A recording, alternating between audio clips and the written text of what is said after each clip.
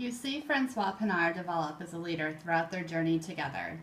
He tries to get his team thinking about working better together and leads by example. However, he struggles at times. In one scene, he brings out the words to the new national anthem and tells them they should all learn it.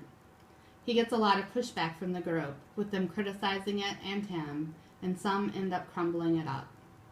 The new national anthem represents that the country is changing and they don't want it to change.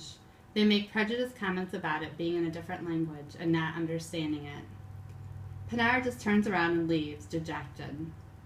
Perhaps planting the seed is all he was able to do at that time, or he might have known his crew enough to know he couldn't force them into anything, and they had to make their own decisions.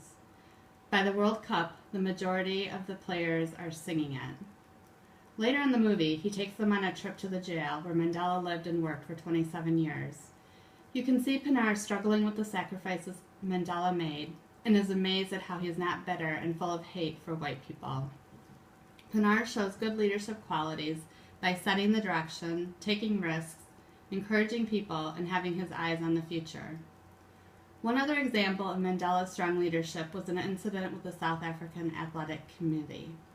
Communication was very important to him, and his staff was always updating him on current happenings.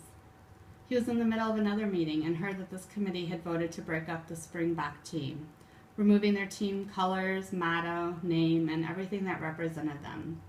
As a good leader, he tries to communicate to them his mission and vision. He doesn't try and overrule their decision, but convince them that their view is short-sighted. Here is the clip.